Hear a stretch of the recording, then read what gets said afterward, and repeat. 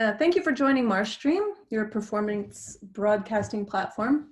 Greetings also to our YouTube viewers. Welcome to Tell It on Tuesday, hosted by Rebecca Fisher and Bridget Frederick.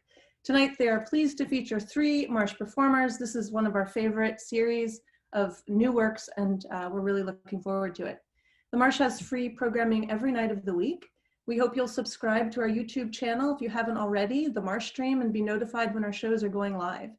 We hope you'll catch up on shows you may have missed at our website, www.themarsh.org. We'll be posting a link to our virtual tip jar in the chat throughout the evening, and if you're a regular Marsh viewer, we hope you'll consider becoming a sustaining member. I'm going to turn it over to Bridget, your host for tonight's Tell It on Tuesday. Hi, welcome to Tell It on Tuesday. Thank you all for being here tonight, for choosing this over the debates. We appreciate you. We're gonna have a special night tonight. We've got 3 performers, and they're all telling amazing stories that are just perfect for what we're all going through right now, politically and personally, all of these things that are going on. You're gonna see threads of that throughout the evening. I am Bridget Frederick, and that was Rebecca Fisher, who just chimed in there to... I'm freezing. You're freezing. Oh, her screen is freezing. I thought she was saying it was cold. So yeah, we are the co-producers, the co-creators. She's got a little going on there. But we started it 15 years ago. June was our 15th anniversary, which we celebrated online. We've been doing Tell It on Tuesday on the Marsh stream since April. And we're really happy that the Marsh is supporting this kind of work so that we can still get our stories out there and we can still reach you, our audience. So thank you so much for being here tonight. Like Kristen mentioned, there are 3 performers tonight. We're gonna start off with Roz Leiser, and I'm just gonna tell you a little bit about her before we welcome her to the stage. Roz Leiser is trying her best to survive, maintain a modicum of optimism, and embrace the beautiful along with the terrible. She grew up in New York with parents who were refugees from the Holocaust. In San Francisco during the last 40 years, she's worked as a nurse, a grief counselor, a staff member of the Elizabeth Kubler-Ross Center, and has led workshops on moving through loss and transition. She has used writing to help her cope for most of her life and has been published on occasion. So let's give a warm welcome to Roz Leiser, and we'll listen to her story. When I was old enough to notice that it was unusual, I asked my mother how my grandparents happened to have a baby grand piano in their 3-room apartment.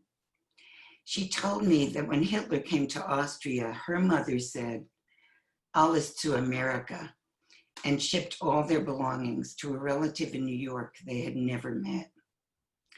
My father's family, on the other hand, wealthy Jews in Berlin, whose name to this very day identifies a huge chain of shoe stores, stayed until 1939.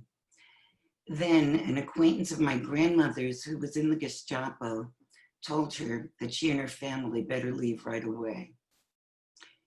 All the adults I knew before I was 5 escaped from the Nazis. Some had numbers on their forearms. Most had relatives who had been murdered. All were traumatized. I have no doubt that this accounts for my tendency to catastrophize, to go down rabbit holes of worst possible scenarios, to be on alert for danger, my body constantly prepared to fight or flee, and most often freeze. When I talk about this too much, I can read the thought bubbles. There she goes again, so negative. Call it secondary post-traumatic stress. Call it an epigenetic response to 5,000 years of anti-Semitism. Call it whatever you want. I just call it the way I see it. During the 2016 Christmas season, I was in Key West with old friends, activists in the 60s. We talked about Trump constantly. We repeatedly watched a YouTube video of two women with angelic voices singing, "Oh, holy fuck, he really got elected." In those early days, the history that I grew up with, the reality that Hitler was just as real a possibility as Eisenhower, was a constant flashing red light in my brain. Don't compare Trump to Hitler. It's an exaggeration. Checks and balances, norms, he'll grow into the job. Media and my friends, were they deluded or was I? Hitler didn't go from 0 to Auschwitz in a week, I'd say. Women's March, pussy hats, Muslim ban. Experiencing the news like being bombarded by live chickens, trying to duck and think in the midst of ongoing insane cacophony. Charlottesville. I was glad my parents were no longer alive. To calm my terror so that I could sleep, I planned a novel while lying in bed with my eyes closed. A whole dysfunctional family, 2 adult daughters, 1 son. A mother whose boyfriend had PTSD and was devoting his life to creating a Trumpland carnival. Started with whack-a-mole games of Trump, Pence, Rex Tillerson, remember him? Ben Carson, Betsy DeVos. Grew into a much more sophisticated theme park with a ride through a tunnel of hate where ICE agents crawled from the walls while NRA members fired their weapons. The adult children were all named after flowers. Family members were divided between enabling the carnival creator and trying to stop him before he got killed. And of course, there was a subplot about who was actually the biological father of who else. Now these characters have all abandoned me. Payback for never writing them down. When I was a child, I imagined that my parents' entire lives after the rise of Hitler consisted of an amorphous activity called escaping from Nazis. My mother told stories of all the lines she stood on as a 17-year-old to acquire an ever-changing list of documents the Nazis required to emigrate. My father told me about a friend whose mother received his ashes after he did not appear to enlist in the army, with a note that said, "The Führer doesn't call twice." Still, I was surprised that some kind of normal life went on. My father confessed to having a shiksa girlfriend in Holland after escaping Germany. My mother hurt her knee in a volleyball game and couldn't attend her high school graduation. So I tried to keep enjoying my own life. In 2017, I went to Australia. When I told the Australian gentleman sitting next to me at a tourist extravaganza dinner under the stars that I was from the US, his response was, "Are you scared?"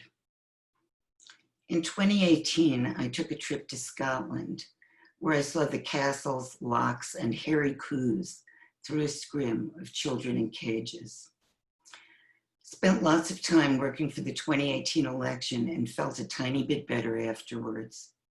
Then realizing again, nobody was going to stop him. Fast forward to March 2020, which really did come at us fast. I was supposed to take a trip to New York on March 8th. A week earlier, I read about community transmission of the coronavirus in the Bay Area and that virtually no one had been tested for the virus. I am a retired nurse with a catastrophizing brain.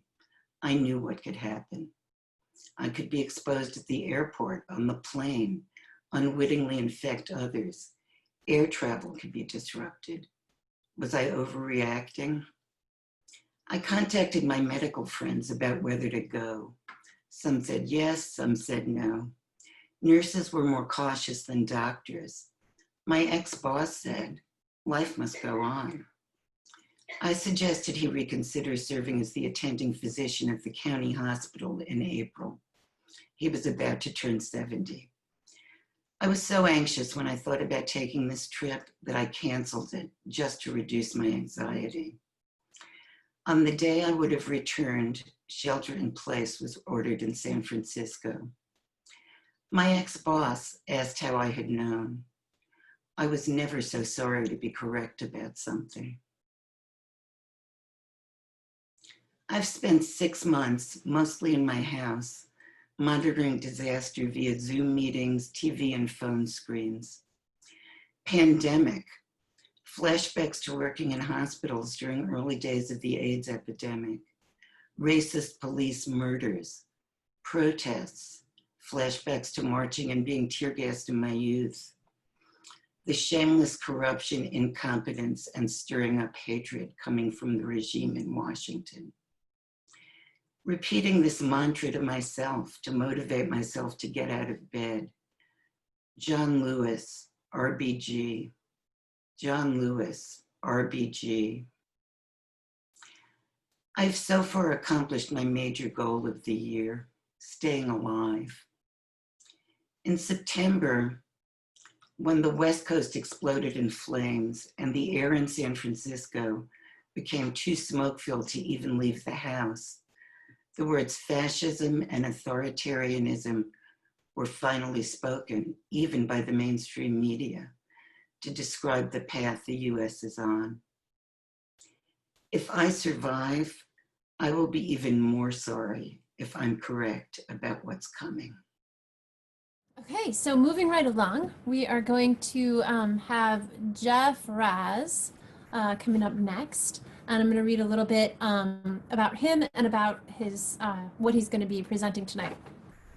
So Jeff Raz is a member of Tell It on Tuesday's advisory committee, but he's better known for his starring roles in Cirque du Soleil's Corteo and in Comedy of Errors on Broadway. Tonight, he will be reading an excerpt from his book, The Snow Clown.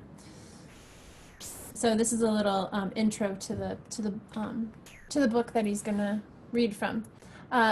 Some artists thrive by taking risks, exploring unknown territory, living on the edge. The title character in The Snow Clown takes this literally, flying tiny planes out to Eskimo villages in the dead of winter to teach kids who've never seen a circus, a world where traditional culture is fighting off TV America and missionary teachers. Years later, the Snow Clown finds himself in America's heartland, in Nebraska, performing a comedy about the Holocaust and his father's suicide. It doesn't go well. Using skills he honed on the Alaskan tundra, he writes plays with students that blow the lid off Nebraska nice and eventually get him run out of town. So let's welcome Jeff Raz. Show about Easter, Passover, and Ramadan opened and closed last night. After some polite applause, the audience, mainly students with a few faculty members and even folks from town, just sat there. My stomach knotted up, but as it turned out, this Nebraska audience was just waiting to talk. When the cast came out a few minutes later, questions, stories, and strong words began to fly at a very un-Nebraska volume. We'd hit a nerve. The show gave the audience a chance to talk about things they usually avoid. We were there so late that the campus police came by to tell us politely to go home. Early this morning, I got a call from my boss's boss, the dean. I hear the police came after I left the theater last night. What happened? I bragged about the post-show energy, how the play elicited exactly the conversations that the university had schlepped me all the way from San Francisco to create. The phone line got quiet. Finally, the dean said, I was disappointed in the production values. Theater at such an amateur level makes the department look bad. Now it was my turn to be quiet, mainly out of shock. Is he serious? Did he expect West Side Story from a week of writing and rehearsing with a group of non-writers and non-actors? No, this has nothing to do with form. It has to do with content. Maybe the dean isn't as interested in artists and diversity as he pretends to be. Well, there's nothing much he can do now. We've had our one performance.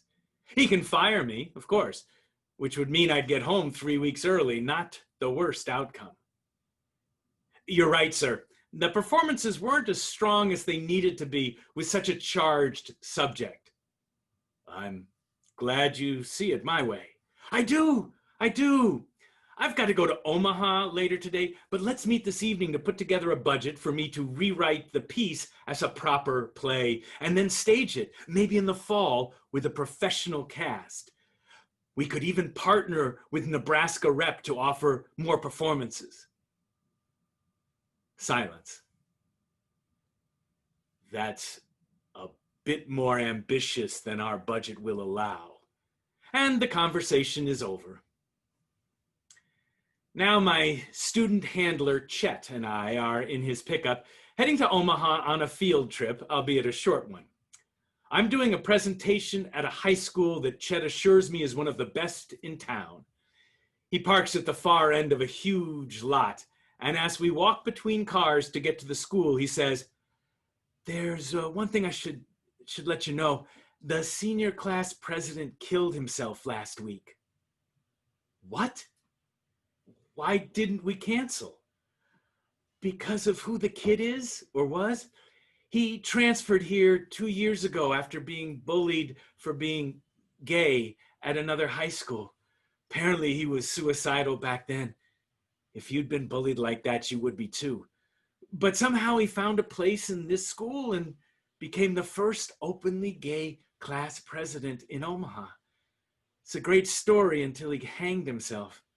Everybody was shocked. That's horrible. So why are we here? This school is all about diversity now, at least about being gay or straight or whatever. And diversity is what you talk about. They're having a big memorial for the kid right after your class, so it's a perfect fit. We go in a side door and walk down a wide, well-lit hallway with a polished tile floor. Chet finds our room, a lecture hall with seats at a steep incline. The class starts in 10 minutes, so I scramble to rearrange my presentation in my mind while writing my name on the blackboard. There's a burst of voices behind me. I turn around, and half a dozen cheerleaders are walking down the center aisle towards the stage. They look like extras in American Graffiti. The leader, medium height, long blonde hair, and a mouthful of gum, says, "You the diversity guy from Lincoln?" I say, "Yes, my name is..." She puts her palm in my face, "Talk to the hand," and then points to a 4-inch piece of rainbow ribbon folded over and pinned to her uniform above her left breast. "You gonna wear one of these? Are you a fraud?" The other cheerleaders all point to their ribbons in unison. I resist the urge to applaud and say, "I'd be honored to wear a rainbow ribbon." The leader snaps her fingers. A tall girl with red hair pulls a large spool of ribbon out from somewhere in her uniform. The girl next to her pulls out a pinking shears and cuts a piece of ribbon on the bias. The leader holding a safety pin, which she expertly threads through the ribbon and attaches to my shirt pocket in one smooth move. "Okay then, what you gonna talk with us about?" Luckily, the rest of the class comes in before I have to answer, and the cheerleaders sit down in the front row. They cross their legs and pop their gum. The seats fill up, and I notice that most kids are wearing rainbow ribbons. My whole lesson plan and performance is out the window. Instead, I asked them about the young man, about how he was elected class president, and about the memorial service. Kids tell stories, cry, some are silent. Most are mad. Fucking Fred Phelps said he's gonna picket the memorial service today. I ask, who is Fred Phelps? Reverend Fred God Hates Fags Phelps of the Westboro Baptist Church? Never heard of him? Wow, where have you been? Phelps brings his whole family, even little kids, to picket funerals. How low is that? I'm Christian, right? Most of us are Christian, but not his kind of Christian. The head cheerleader stands up and turns to the class. He's not picketing our memorial, is he? The kids shout, no, and damn straight. I get them calmed down a little, and we hear a few more stories about the class president before the bell rings. The kids bolt up the stairs and out the door, heading, I assume, to the memorial. We follow them out.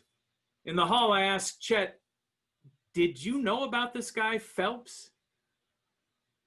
There was something in the paper about him maybe coming, and you didn't mention it to me. I wanted to see you in action, see how you handled it. Damn, you're good. I walk a little faster. Chet catches up. Don't worry, I did some research and found out that Phelps was a civil rights lawyer before he started his God Hates Fags crap. Even got an award from the NAACP. Crazy, huh? I keep walking. I know you like things complex, like in the play The German Lady Who's All Into Turkish Restaurants. No easy answers. I was ready to give you the dirt on Phelps if things got rough with the kids. Thanks, Chet. You're a saint. At least 1,000 students, plus teachers and staff, are standing on the huge sloping lawn in front of the school. A voice is coming through the loudspeakers, probably the principal, talking about loss and grief and acceptance. Now a different voice is talking, a girl, telling a story we just heard in class. Students around me are openly sobbing. Now the head cheerleader is doing her job, leading a cheer. Kids are screaming through their tears. I look for picket signs, but it seems Reverend Fred Phelps didn't show. He must have gotten wind of the cheerleaders and decided he was outmatched. Smart man. Brenda Thorsten's throat is sore from cheering. Her mom makes her tea with honey and lemon, which she takes to her room. The house rules say food and drinks in the kitchen only, but her mom doesn't say anything. She knows it's been a tough day. Danny's dead. All the rainbow ribbons and marching around and leading cheers have kept Brenda from thinking those words. Danny is dead. Brenda shakes her head hard, trying to keep an image of Danny hanging in his closet from creeping in behind her eyes. It doesn't work. She sobs, taking big, gasping breaths between quiet tears. Her mother comes in and sits by her little girl, her perfect cheerleader, now crumpled on the bed, looking frail and tiny. She can't think of anything to say. Mothers are supposed to know what to say, but she's got nothing. It will be okay. No, it won't be okay. The boy is dead. Tomorrow is another day. So what? Another day to cry and feel guilty? She sits and strokes her daughter's hair. Brenda was Danny's friend, right from the start, the odd couple of Omaha North, the cheerleader and the queer. At first, girls were cruel, calling Brenda fag, hag, and lesbo, which only made Brenda mad. She's always been stubborn that way. But as Danny made friends and became popular and then amazingly got voted class president, Brenda pulled away. They're kids. This happens. They were an odd pair to begin with. Now there's more than enough guilt to go around. Thank you. Diane Barnes is our next performer, and she is, I'm going to read about her, and she's been around the marsh for a while. She's a Meisner-trained actor, solo performer, writer, and physician. Her award-winning first solo show, My Stroke of Luck, a spellbinding, funny look at love, family, the brain, and overcoming seemingly insurmountable odds, opened at the Marsh and toured internationally in theaters, universities, hospitals, medical conferences, and stroke centers. Diane is a graduate of ACT Summer Training Congress, Stanford University, and Yale Medical School.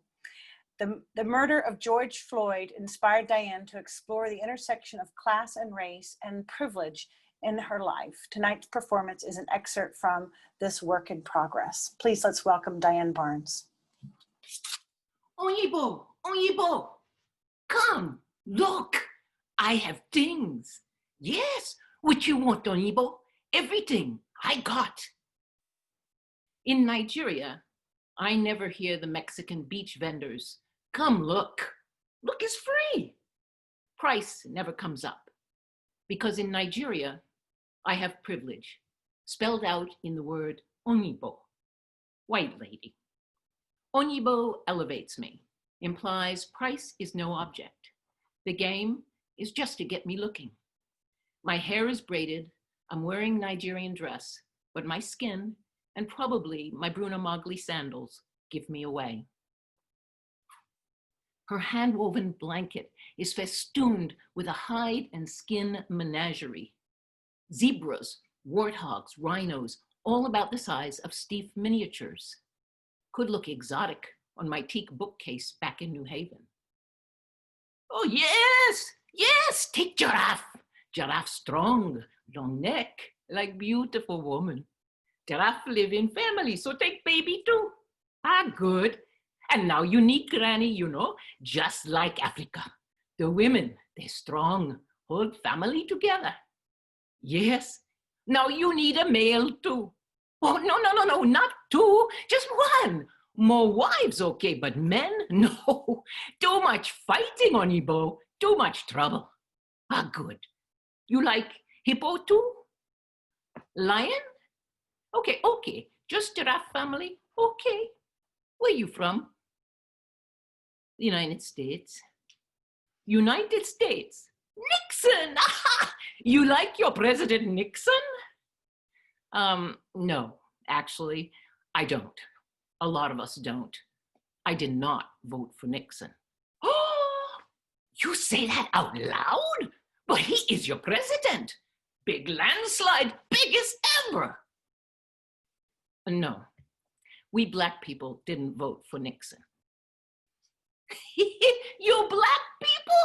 Oh, Onyibo, you funny. You're not black. In America, I am. Ah! Don't try to fool me. I black. She black. They all be black, but you? You're white. But it's okay, Onyibo. I like white people. I don't like Nixon, but I like you, white lady. You have money. You spend money is good. But okay, Onyibo who want to be black. Okay. I give you special price and you take home African family. Okay? Hey, maybe you want zebra too, Belly white, stripe of black, black on white. You like that? I bought one zebra, true. My roots trip, 3 years before the miniseries, inspired by a clinical clerkship required after my first year in medical school. Outside the US, much more hands-on experience. A faculty member had a connection at Lagos Island Maternity Hospital, 13,000 births a year. So guaranteed deliveries for me, including that summer, 3 sets of twins and 1 set of triplets. And besides, most of us were kidnapped and sold from West Africa. It would be more than 40 years before I learned that indeed, fully half my African ancestry is Nigerian. But that summer, I lived with all the privileges of white skin. I was never late to a meeting. No meeting started until I arrived. I didn't have to wait for a man or anyone else to repeat my words. I spoke, people listened. Other than street vendors, people greeted me with great deference. I lunched and swam daily at the country club, was invited to salons, book signings, cocktail parties. Well-educated and exotic, I was a trophy. Evidently, so were my shoes. At summer's end, at her request, I left them with the head nurse, along with 2 outfits requested by the next 2 in line. Good morning, Dr. Kuti. Dr. Barnes. The downside of privilege in an otherwise all-Black institution. Good morning, Nurse Oni. Where shall we start this morning? East Wing, very full today. How many new admissions? 25. 8 fetal demise. 3 we are inducing now. 3 ruptured uterus, arm out, leg out. Oh, those ignorant village people. Worst one walked 3 days. Baby way dead long before she even started. Anyway, they're on the OR schedule. 4 retained placentas. The registrars are working on those now. 12 septic. And how much penicillin today? Enough for 7. Any other antibiotics? Not today. We checked the port. Shipment cleared customs. Nothing left. Now, my attending likely knew that. No matter who ordered the meds or paid the invoice, private clinics skimmed from the top, leaving little for the large public hospital. And every doctor in the hospital also ran a private clinic. Anyway, most of them are from upriver. Too many of them anyhow. Rounds begin in a large partitionless room. Metal beds 3 feet apart. The mother of dead babies wing. Sad, bright yellow eyes peer from undermost sheets, jaundiced. Malaria, hepatitis, overwhelming infection. Other eyes are so white, even though many are chronically anemic from malnutrition. These had to have hemorrhaged. I never before saw anyone alive with a hemoglobin below 6, 12 to 15 being normal. But they're here in droves. Temperatures spiking, belly swollen, tender, faces pained, desperate, resigned. Glance at the chart, press the belly, then next. Doctor, doctor, you have to save my uterus. If you take it, I cannot go back to my village. My husband will throw me out. Even if he doesn't want to, his mother will make him. I will die. I need to give baby. Please, doctor, please save my uterus. But you're not Yoruba. You're from upriver. Hausa? Yes, but doctor, my husband can only afford 1 wife. Please help me. Dr. Barnes, notice her nose, her lips. She's not one of us. Now, in Nigeria, people stay on their land. They can trace their families back hundreds, if not thousands of years. So with mountains and rivers, natural barriers, very distinct tribes evolved. Nigeria has more than 250. And though not as pronounced as the differences between, say, Nubians and Pygmies, the major tribes, Yoruba, Hausa, Fulani, and Igbo, look different with different languages and customs. Everyone, except me, can peg each patient's tribe and origin. There's not enough to share with her kind. See how yellow and tender, ruptured uterus. We should take it out, but no, she wants to keep it. So we sew it up and come now. Let's see who gets the antibiotics today. I understand limited resources. Triage, tough calls on priority allocation. We don't like to call it rationing. but that is what it becomes. Like COVID ICU choices. One ventilator left. 40-year-old, father of school-age kids, or 70-year-old from a nursing home. 38-year-old quadriplegic, or previously healthy 60-year-old. One.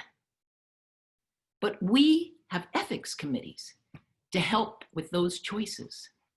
And our shortage of ventilators isn't because they fall off the truck.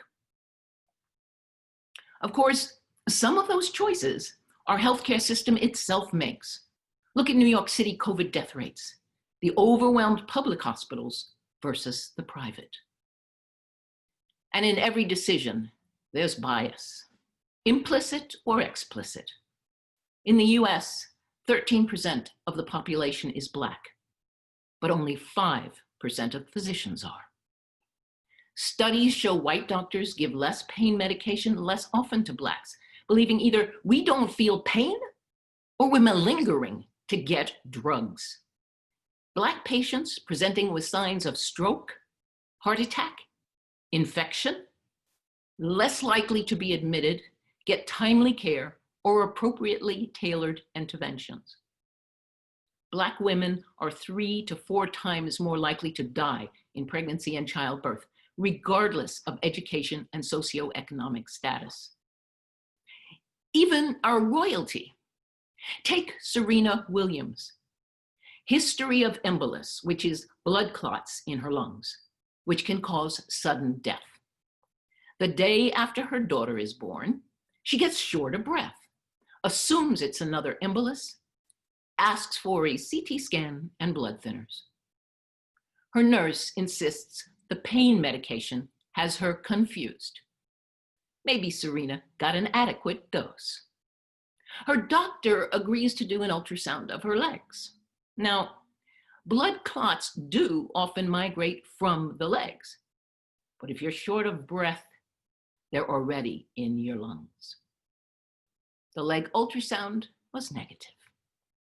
Precious time wasted. Yet she persisted. Her lung CT shows clots, and finally she gets what she needs, the heparin she asked for.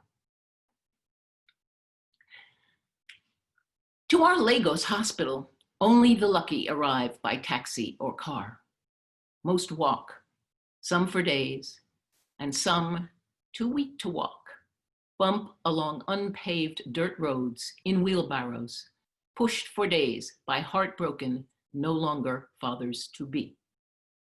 Many times I pass a waiting area to see a squatting woman delivering her own baby, 10 others in the same little tent, laboring silently.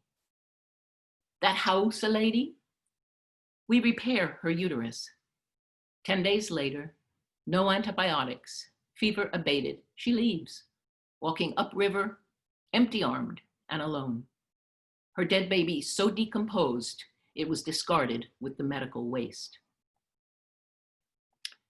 Now, my ears never caught the nuances of the panoply of Nigerian languages, nor did I learn to speak a word. But in 12 weeks, gradually I learned the subtle variations in noses, earlobes, lips, color, dress, accents, separating the tribes, along with the art, customs, and stories of each. My host was a Yoruba, a tribe overrepresented in elites due to early conversion to Christianity and instruction in mission schools. Historically, famed for terracotta busts. But I came to welcome the 6 a.m. call of the Fulani, a traditional herder from the north, hawking fresh cheese and walking the riverbank among the Hausa, fresh fish arrayed between their traditional canoes. I prowled the markets for the red-haired Igbos, creatives, bronze workers as early as the 9th century, famed for masks and animals, looking for a take-home prize without the middleman. I confess, I have a soft spot for the Igbo, perhaps because they're more visually identifiable and discriminated against, partly a legacy of preferential treatment by the British colonial government. But in the hospital, other than being sensitive to cultural differences to tailor care, what place is there for ethnic distinctions?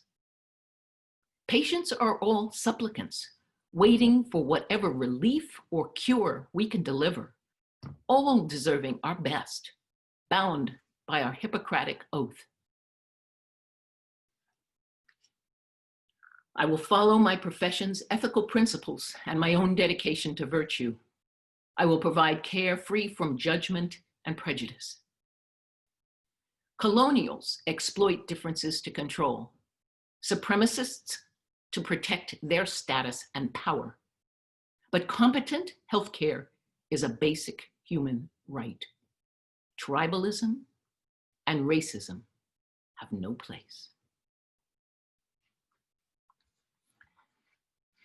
Diane, I've been so looking forward to meeting you.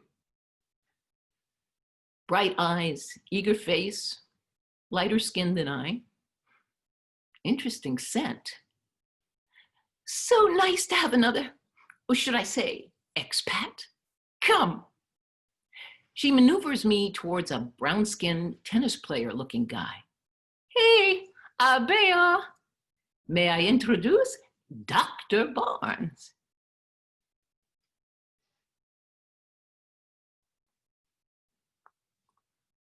Dr. Barnes. Enchanted, but you must have a Christian name.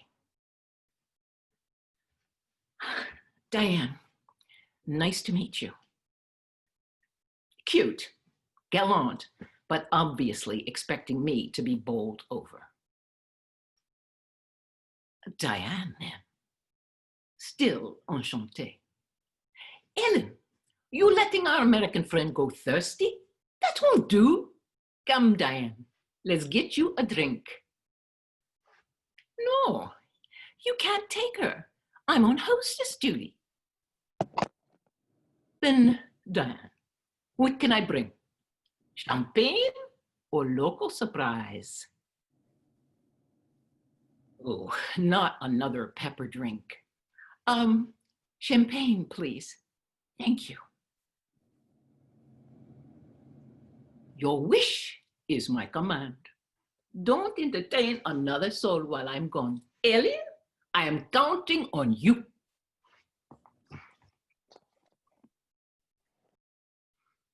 A tuxedoed elderly butler threads the crowd with hors d'oeuvres.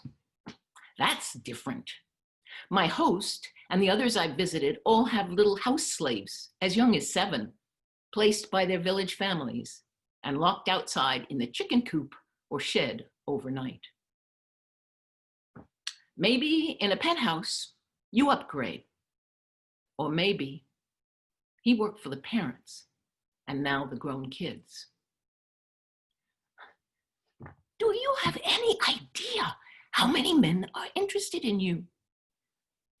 Thin in her pale pink shift and blonde poof afro, Ellen is quite the contrast to the full-bodied women in bold African prints and head wraps.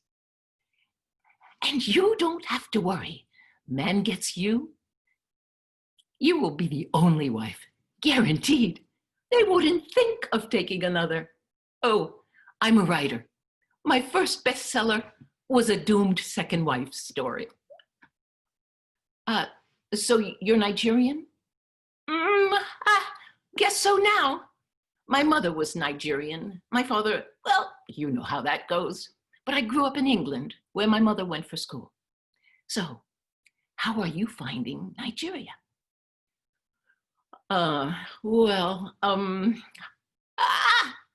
Lagos Island Maternity Hospital. I can only imagine. Yeah, it's crazy, but incredible experience. Oh, I'll bet. But you wouldn't have to deliver there. That's not where we go. Look, Lagos can be a bit rough at first, settling in. You know, I knew more about what I was getting into when I moved here, but you could do really well here, you know? Doctor? Judge? Import-export?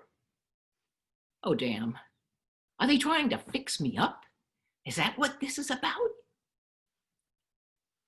Diane, you're the top of the food chain here. Well, actually, we are, but I'm all set. Uh-oh, looks like Abeo will have a hard time getting back over here. Come, let me introduce you.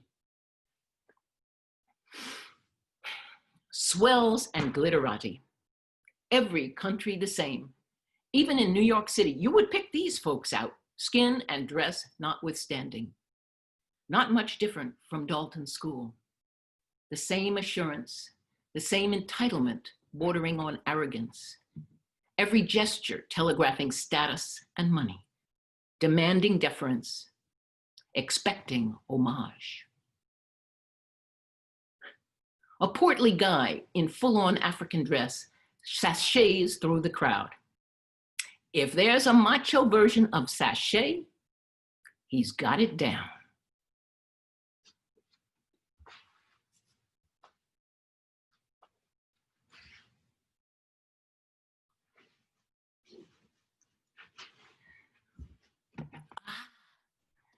That's Bella Adumadu, Mercedes dealerships. 3, interested? Dozens of eyes look over drinks, clock his gaze, then look back to him. Hips turn, chests protrude, lips pout, as seemingly in unison, the women drop their gonads in his wake. Likely, they all arrived in air-conditioned chauffeur-driven Mercedes, as did I. Does it bother any of them that their drivers never slow down for the old folk who hobble across the road on one homemade crutch? Or speed up at the sight of raggedy snot-nosed children? Despite the giant picture windows, the room is closing in on me.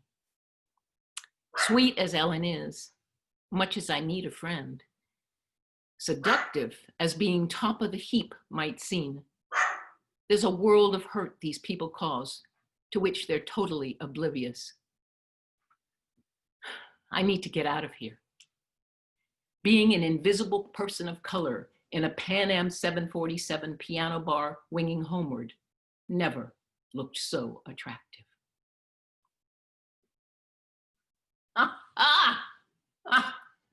Looks like all of you are Americans, aren't you? Come to Nigeria to visit the motherland, haven't you? Motherland.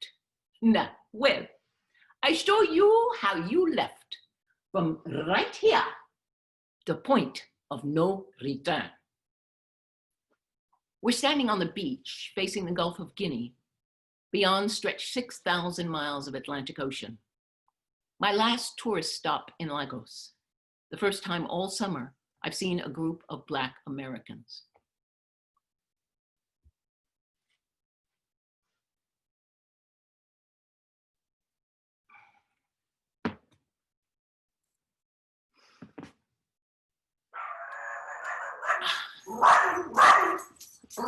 You see?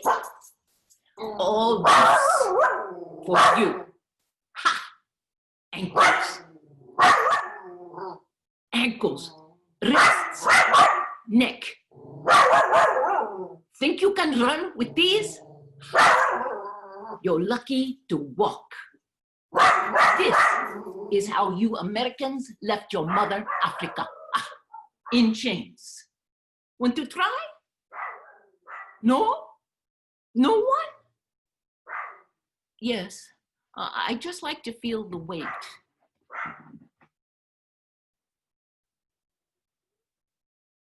Very heavy. Yes. Yes. You don't seem sorry or ashamed. Sorry? You expect sorry? I'm proud.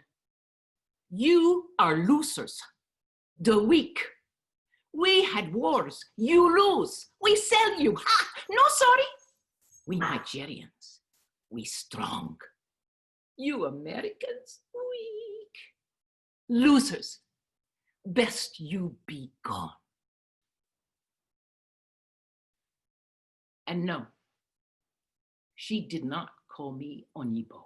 Yes, thank you so much to all of our performers tonight. We couldn't host this type of performance without their amazing work.